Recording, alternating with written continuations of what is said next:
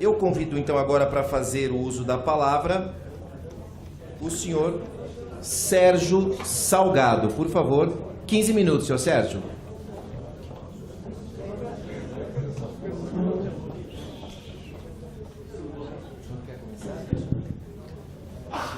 Boa tarde a todos.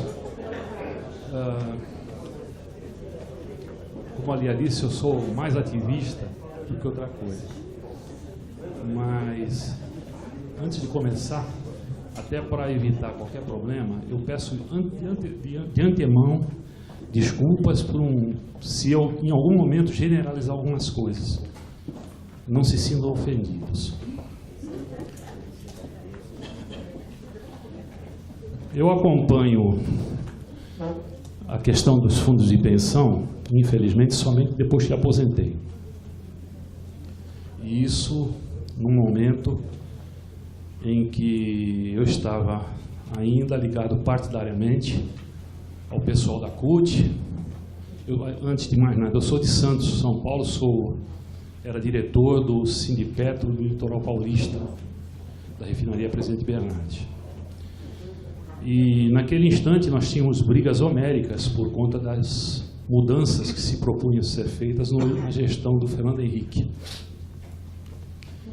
E aquela turma que eu conheci, alguns nomes vocês devem conhecer, Santa Rosa, Diego Hernandes, Tripodi, Newton Carneiro, essa turma toda era ligada à CUT e tinha um discurso totalmente em defesa do participante. O plano BD era o melhor plano que existia na face da Terra, até que eles assumiram. E já quando eu tomei conhecimento do discurso de 2002, a gente já saiu brigando e eu me afastei e virei pedra no sapato. Fui eleito mais tarde como suplente, mas de oposição à turma da CUT. Bom, o que ocorreu com os fundos de pensão? O modus operandi do pessoal que eu vi falar aqui é o mesmo que ocorreu em Postales, Previ, com muito menos intensidade, na Petros e em vocês.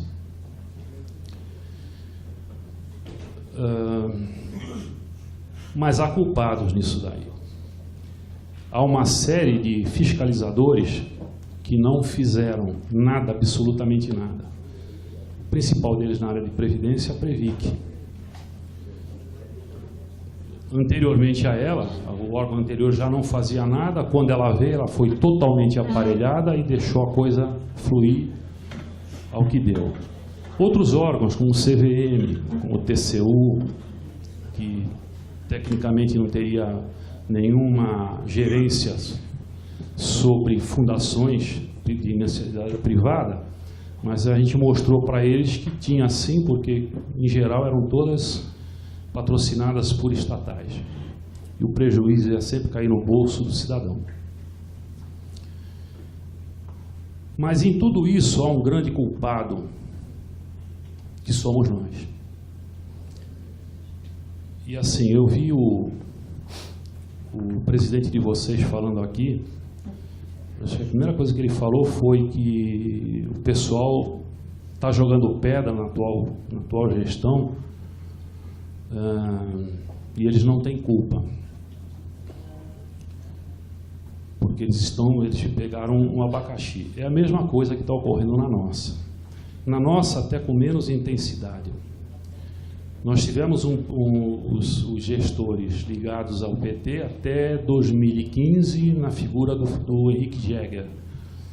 E ali nós conseguimos, através de pressão de abaixo-assinado, mudar num instante que estava explodindo o nosso déficit, mudar para o Walter Mendes. O Walter Mendes, eu já tive contato pessoal com ele. Ele é uma figura fantástica, até onde ele se propõe a fazer alguma coisa pelo fundo de pensão. Só que ele pegou um abacaxi de tal forma estragado que está difícil dele sair da situação que se criou. Até esse instante, entre nós e eles, eram tudo flores, porque nós não tínhamos ainda a figura do equacionamento. E o nosso equacionamento ficou em cima de 31/12/2015, num total de 22,7 bilhões. Trabalhado pelo aquele sistema proposto, ia dar 16 bilhões, sobrava metade para cada um. Mas, infelizmente, os esqueletos que deixaram dentro dos armários, aí eu abro um parênteses, foi o daqui que falou em DIPAR e DIRIM, que é de investimentos, né? Vocês têm duas diretorias de investimento. A DIPAR, que é em participações, e a DIRIM. A DIRIM tem algumas dificuldades, devia ter algumas besteiras, tinha, mas a DIPAR é o antro principal onde ocorreu tudo. E aí eu volto ao modus operandi. Isso daí surgiu, não foi construído de uma hora para outra. Houve todo um trabalho a partir, provavelmente, do momento em que o Gushiken assessorou o Fernando Henrique na questão da previdência privada lá atrás. Se descobriu naquele instante os bilhões que nós tínhamos, certamente sem qualquer vigilância e com toda a perspectiva de se tomar conta dele. E foi o que fizeram. Não sei se a FUNCEF era assim, mas o nosso era. Nós tínhamos alguns tipos de investimento. Os que mais deram prejuízo, como eu disse, eram em participações, só que em 2003 nós tínhamos 74%, isso em final de 2002. O Wagner Pinheiro assumiu em 2003, em fevereiro. Nós tínhamos vamos arredondar, 75% de investimentos em renda fixa. E a parte do imóveis, tal, e o restante em renda variável. A renda variável, ela é distribuída em participações e em variável de giro. Só que, naquele instante, o valor era praticamente lá em cima na questão do variável do giro. Vamos dizer, uma relação entre 6 bilhões, 5 bilhões estavam na mão do capital de giro e o resto em participações. A partir daí, e aí eu acho que eu nunca consegui comparar com o de vocês, abrindo parênteses, né?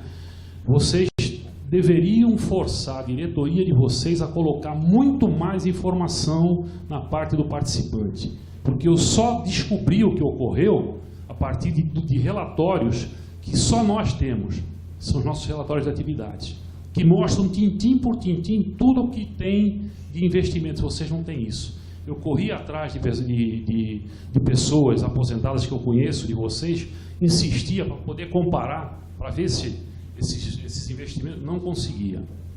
Então, nós tínhamos essa questão participações e capital de giro. A partir daí, da entrada do Wagner, a coisa começou a virar. Virou a ponto de, eu não sei dizer, me parece que em torno de 27 bilhões. Agora, em 2015, início de 2015, que foi quando começou a virar, nós estávamos com 25 a 27 bilhões investidos em ativos em participação. E 1 bilhão e 400, mais ou menos, em ativo de giro. Participação, Sete Brasil, Ivepar, Lupatec, Brasil Farma, tudo que vocês possam pensar de pior que jogou os valores, nós tínhamos. Certamente alguns de vocês também tinham. Tá? Então isso foi construído lentamente. E eu me coloco também nessa situação. Até quando eu entrei como diretor, foi gestão 2007-2011, nós não tínhamos, a grande briga que nós tínhamos com a diretoria ligada à CUT, ao PT, era a alteração que eles pretendiam fazer nos regulamentos, nos fundos de pensão, porque nós não tínhamos feito ainda como vocês, acertado a questão dos anteriores, nós aqui chamamos de pré-70. Não tínhamos acertado isso, não tínhamos criado ainda outro plano. O nosso estava fechado desde 2002, só foi reabrir em 2006 ou 2007, quando eles colocaram, aí abriram, eles chamam de variável, mas para mim é CD, jogaram todos lá dentro, pessoal novo, e a partir daí fechou e tentaram fazer uma migração. Tá? Então, até esse instante, a nossa briga com eles era essa. De discussão política, e nós não tínhamos noção e sequer desconfiávamos que eles estavam, a palavra exata era essa, nos roubando. Hoje eu posso dizer que eles nos roubaram. Antes eu tinha certo receio. Agora eu falo de público mesmo, porque eu tenho como provar. E isso daí só explodiu, por incrível que pareça, com uma revista que todos nós de estatais detestamos, que é a Veja. A Veja publicou em 12 de junho de 2011 uma denúncia que envolvia o Palocci pela compra de 213 milhões de ações ON da Itaúsa, que envolveu 3 bilhões e 100 milhões nossos, numa operação que mexeu com 20% de todo o nosso patrimônio, porque envolveu venda de NTNB. Quer dizer, eles pegaram nossas NTNBs antigas que davam um excelente retorno e trocaram por outras, alongando a dívida. A nossa vencia ao máximo em 2033, alongaram a vida do governo para 2050 e apagaram todos os vestígios. Hoje, denunciamos isso, denunciamos a Previc, tudo isso denunciado. Infelizmente, a Previc não fez nada até o momento em que explodiu a CPI, aí começou a aparecer as denúncias, e aí eles pegaram um primeiro criminoso, que foi o Luiz Carlos Afonso, que já tinha saído da presidência da Petros, porque ele foi pego no envolvimento com a Secretaria da Fazenda da Suplicy. Foi punido, e aí por punição não podia mais continuar. A Previc deu uma punição terrível nele. 20 mil reais. 20 mil reais. E não fez mais nada. E nós, de novo, insistimos, conseguimos provar que a Camargo Corrêa também tinha dado prejuízo. Quer dizer, era uma série deles, mas aí reconheceram que a Camargo Corrêa deu 151 milhões, que na verdade é muito mais.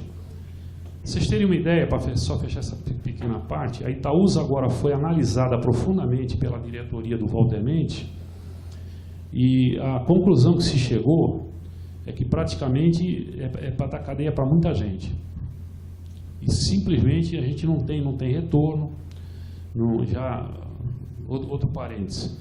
Eu só não fui até hoje falar com Deus porque eu não morri, porque senão teria pedido a Ele.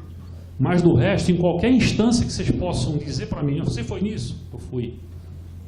Representação, denúncia, Lava Jato, falei com o Carlos Fernando, falei com o Paludo, falei não com o Anselmo, mas falei com o outro que tinha lá. Enfim, falei nos ministérios, foi Curitiba, Brasília, tal. O retorno praticamente foi zero. Mesmo entre os procuradores no início, porque, lamentavelmente, é uma crítica de quem está de fora, tá? A maioria desse povo, eles têm interesses deles também, tá? Ou seja, eles querem pegar alguma coisa que ele vai apurar e que vai dizer assim, olha, aquele fulano é bom pra caramba, aí tem chance de ele progredir. Porque as primeiras denúncias que eu fiz simplesmente passaram em branco. Passaram em branco, não teve qualquer retorno. Só o ano passado, ao final do ano passado, nós soubemos de um procurador da Greenfield, aqui no Rio de Janeiro, com o qual também estivemos, que eles finalmente tinham feito um inquérito criminal da questão Itaúsa, mas até hoje não deu retorno. Então, pessoal, aí volto de novo à questão da fiscalização.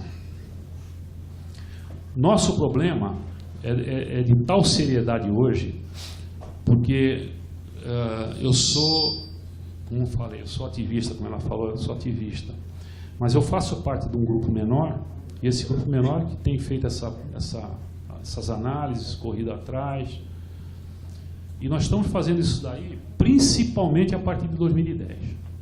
Vocês pensam que a gente conseguiu fazer um séquito atrás da gente sobre isso? De jeito nenhum. Há muita gente que fala, muito bem, mas ninguém põe a cara a tapa. E a gente já, 3 anos atrás, antes de fechar 2015, eu acho que o doutor Caseta vai lembrar, também vai lembrar que nós estivemos juntos lá na CDC, a gente já chamava atenção e dizia que o déficit ia ser pesado. E foi. Só que agora, o Walter Mendes está tentando... está sendo criticado, talvez até por... Não analisei muito bem isso, mas ele está tentando uma zona de conforto para ele. Por quê? Porque nós demos prejuízo em 2015, 2016 e vamos para 2017, apesar do vosso diretor aqui ter falado que está dando, nós também estamos tendo algum rendimento atuarial, mas que não está cobrindo o que aconteceu. Então, o que o Walter Mendes e a diretoria dele tentou e está tentando? Uma aprovação de um valor fechado em 2015, trazido a 2017, o que vai bater em praticamente 28 bilhões. E aí, não é 28 bilhões calculado conforme a legislação permitia, que dá uma redução, nada disso. É 28 bilhões dividido por 2, 14 bilhões. Isso está gerando descontos de aposentados em torno de 40% a 55%. É de uma estupidez, exatamente. Não, nós vamos, o nosso vai fechar agora em dezembro, exatamente. Nós estamos tentando de todas as formas, não estamos conseguindo, tá? E é fatal. Por exemplo, eu estou com um cara eu tenho 70 anos, mas tem muita gente, e ainda estou em boas condições físicas, mas tem muita gente que depende demais do dinheiro para comprar remédio. Agora, vocês imaginam como é que vai acontecer isso aí lá na frente? Então, agora, não foi falta de prevenir. Não foi falta de prevenir. Agora, nós temos grupos de WhatsApp, Telegram, e que se juntaram 2, 3 mil pessoas. Aí, todo mundo tem uma ideia de como não, vamos fazer desse jeito, só que todos os jeitos que eles falam, nós já fizemos. Entendeu? Então, eu leio isso daqui e me dá desespero, porque...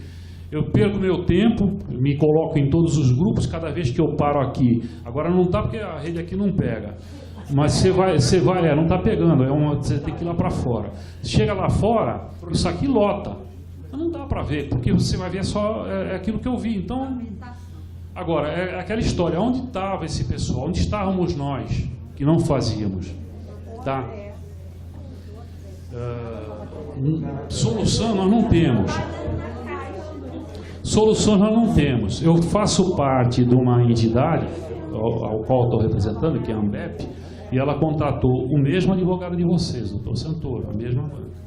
Só que no nosso caso, ele ainda não começou, só estamos montando o esqueleto, mas aí a gente está ainda discutindo sobre isso, eu também ia ficar até mais tarde, até para cobrar deles aqui algumas situações.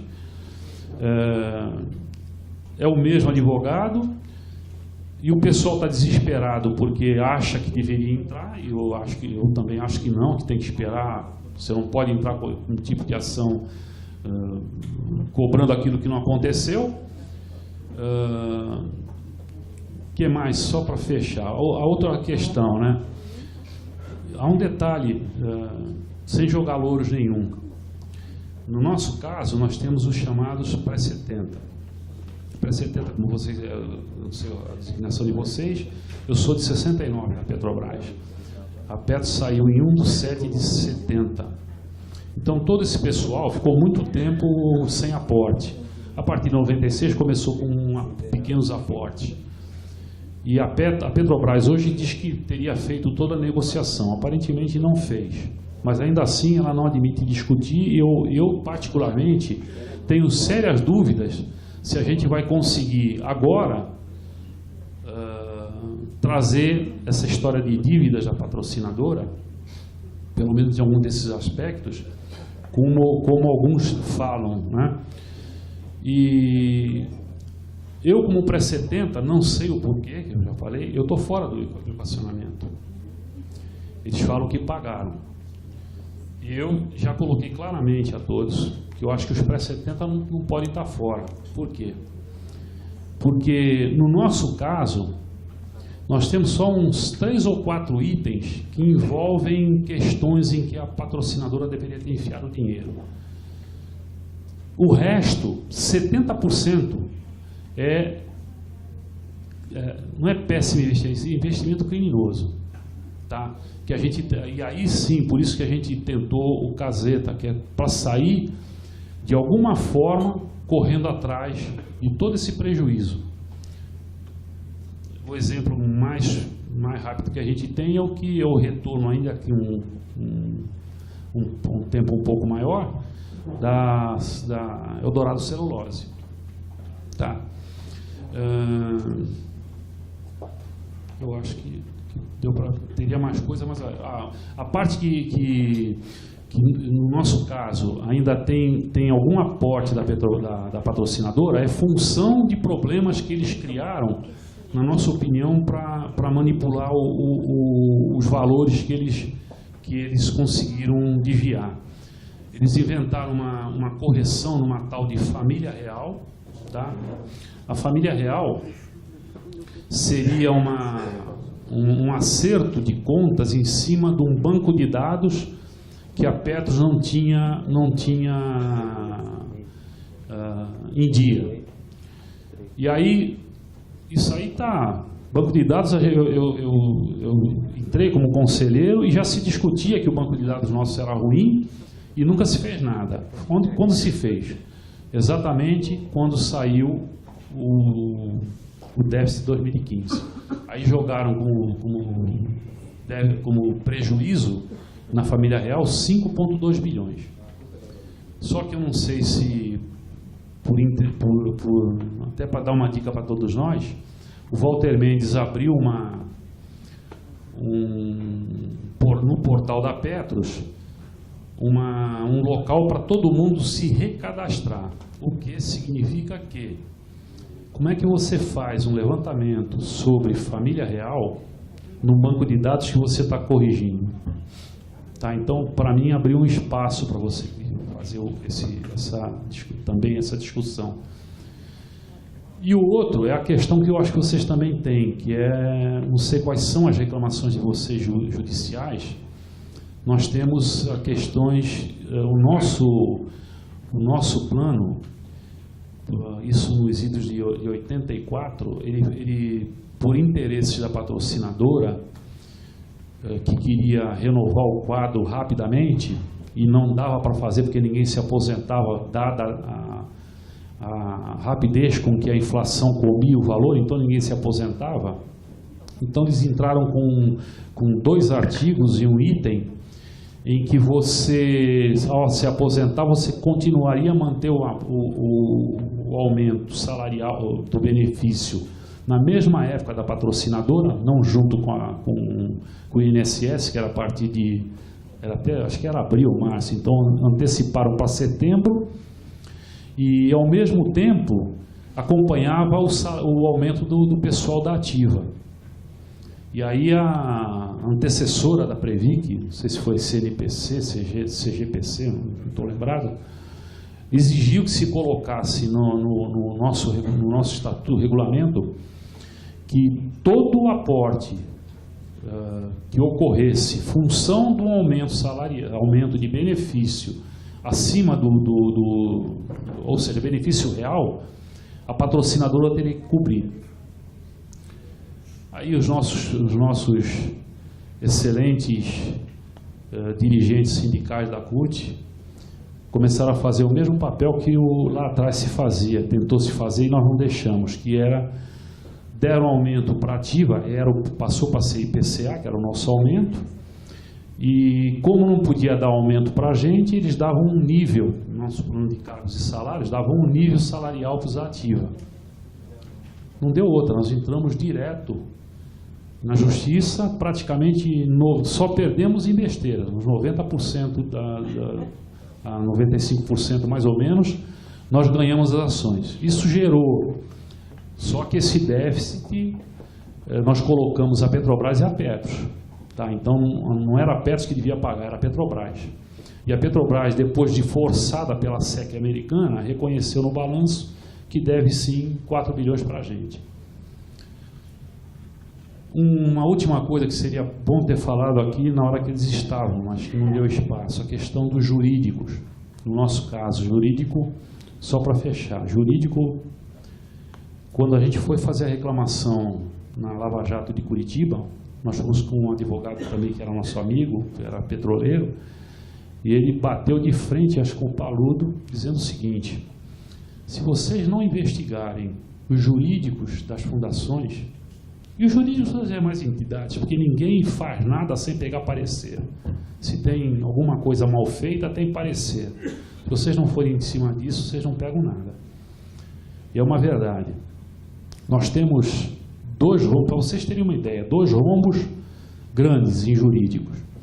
Quem era o gerente jurídico nosso era a sogra do Wagner Pinheiro. Era a sogra dele.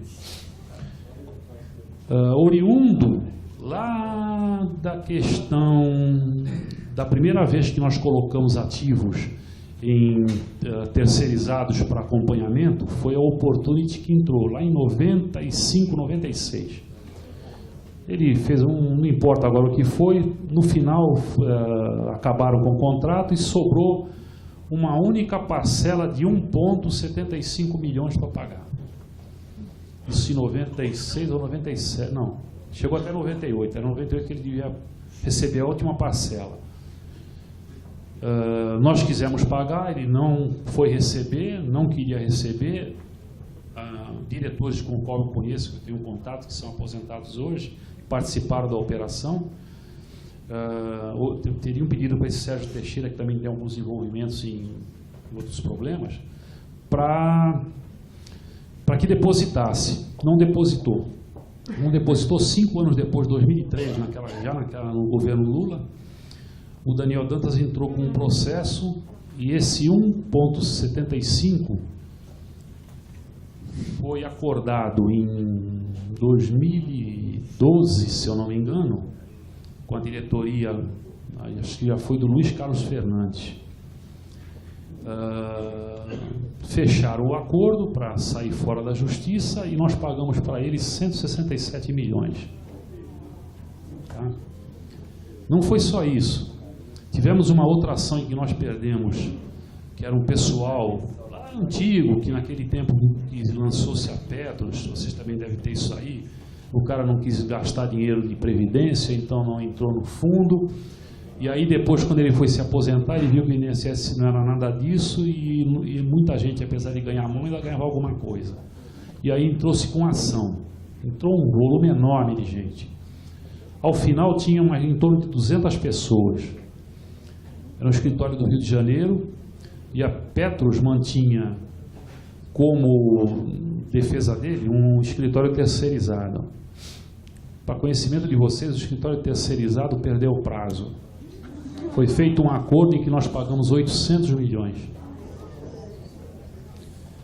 E aí é que eu digo, onde que ia o dinheiro? Eram esses acertos. Eu tenho como provar? Não tenho como provar. Quem tem que fazer isso daí? É o nosso amigo lá do procurador. Infelizmente, alguns procuradores querem correr atrás do sangue, mas não querem ir atrás, apurar e pegar onde ocorreu para ir fundo. Não fazem isso. É as grandes brigas que a gente tem. Obrigado a vocês. Obrigado, senhor Sérgio Salgado. Ex-conselheiro da Petros.